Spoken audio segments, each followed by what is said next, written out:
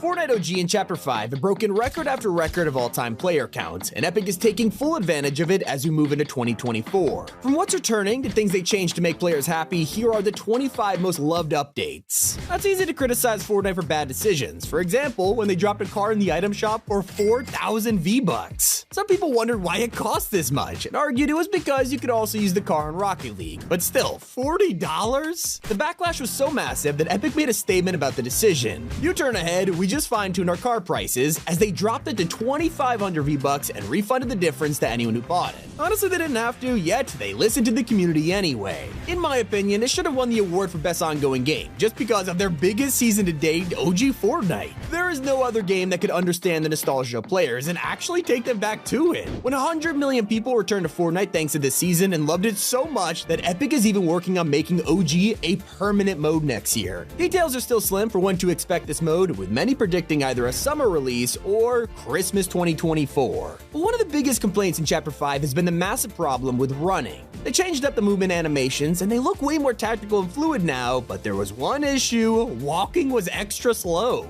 Build fights were ruined and the pacing just felt off. Luckily, Fortnite was one step ahead of us. Last week they dropped a patch where they sped things up, while keeping animations just as fluid, a great resolution to the most hated thing this chapter. In that update, they addressed so many problems. In the locker, you could have viewed the rarity of your skins, making it useless and hard to navigate. Just like that, it's fixed. Rocket Racing spun you around if someone drifted into you. Also fixed. The Burst SMG and Frenzy Shotgun look the same. Guess what? It's fixed. Epic is on a roll. We can also thank Fortnite for finally adding the most anticipated crossover after 4 years. We waited a long time for Family Guy to arrive, with Chapter 5 bringing Peter Griffin to the island. This set is full of references, from the Peter Copter to the Back Scratcher pickaxe. And sure, he may be super buff, but what are you gonna do, make him pay to lose? Speaking of waiting, it took half a decade, but Epic finally updated healing. You don't realize how annoying it used to be until now. I mean, we literally had to stand still just to heal up, and now we could do it while walking. They also made it so if you only have to drink a small amount of shield, it completes faster, saving you a ton of time. But all of this is tiny compared to the real additions in Chapter 5, brand new games. Fortnite is turning into a platform with 3 permanent experiences that we are falling in love with. Epic spent millions of dollars acquiring all of these companies just to make this happen, whether it's buying Harmonix, the Rocket League devs, or getting a huge investment from LEGO. This has resulted in massive game modes that'll be supported for years, getting exclusive battle passes, item shops, and a whole new way to create content. And I gotta say, Epic went the extra mile here, creating over 1,200 LEGO skins that cost $0. You own the skin, you get the LEGO version for free, and even crossovers are included. We can play as LEGO Star Wars, Marvel, and the latest collabs like Teenage Mutant Ninja Turtles. But here's a special part of the video that I had to dedicate to Donald Mustard. I just want to thank him for the huge success of Fortnite and how everything we have today is all because of his direction. The thousands of employees at Epic worked super hard to give us this great game, and Donald has been there from the beginning, leading the storyline, live events, and the metaverse. We used to flock to his Twitter daily, hoping to dissect his tweets for teasers, and most of the time it was a hidden message. Well, sadly he left the company this year, but thanks to his retirement, he's been sharing old pictures from years ago and what their plan has been this whole time. Whether it's the first ever sketch of Kevin the Cube, or a note from December 2017 where he laid out the vision of Fortnite, turning it into a hub of BR, creative, survival, music, carding, and PvE. Now all of those have released. It's crazy this has been in the works for exactly 6 years, and explains why Donald is now deciding to move on.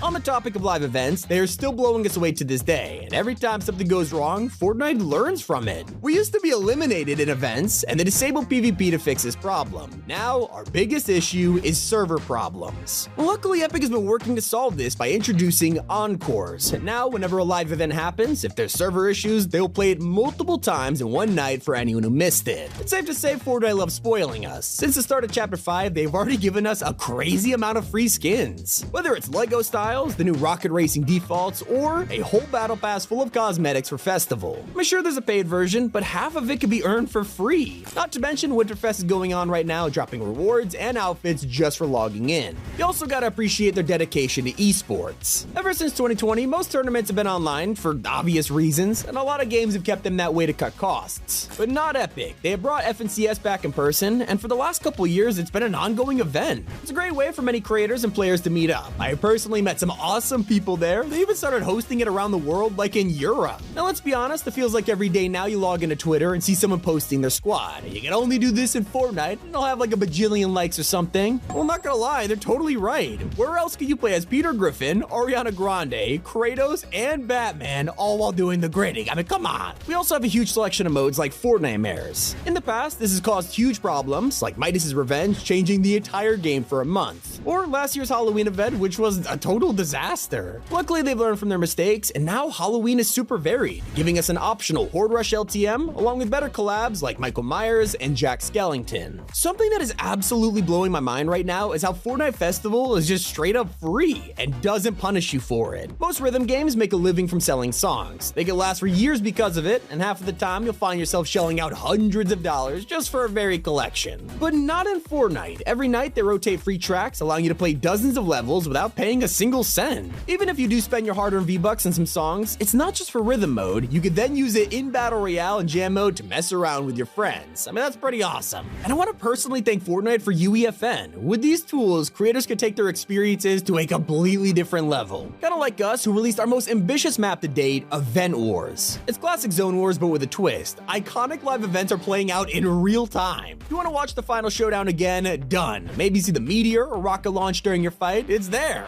Event Wars is available now using this code or the link in the description, so check it out because we put so much work into this. And we're doing exactly what Epic is great at, communication. I mean, these guys put so much work and passion into listening to our feedback. Fortnite is one of the most community-driven games out there, and lately their Twitter has been full of posts interacting with fans. They make jokes out of their past mistakes, give us plenty of updates, and are being more vocal than ever this season. They even made separate accounts for all the game modes with dedicated teams and status pages, so you gotta appreciate the effort. In fact, those pages like LEGO Status have been essential to keeping us updated on the game. The tools in the mode had terrible durability. They would break so fast, making it super annoying while we raced to craft more backups. Luckily, they addressed this issue, buffing every single item with better durability. Maybe your chests are already full of resources, then try again after the new patch. LEGO has now upped the stack size of most items from 30 to 50, so you can now fit 60% more in your storage. Yeah, we got free outfits for LEGO, but that is just the icing on the cake. For years now, Epic has been handing out bonus tiles for our favorite skins out of nowhere. No one asked for these, and yet there's a chance that every time you log in now, you get something new for free. And I personally have to thank Epic for their dedication to acknowledging creators. They go out of their way to make YouTubers and streamers feel included in the process, and I've even had some amazing opportunities thanks to this. Whether it was getting an official top 5 gaming locker bundle in Chapter 4, or them flying me out with Cypher and TG to play Fracture live on stream, it's appreciated. But it's not just large creators that get special treatment. They also give opportunities to small artists too. For years, Epic has been searching for skin concepts made by professional artists all the way to children on Reddit and then buying the designs from them.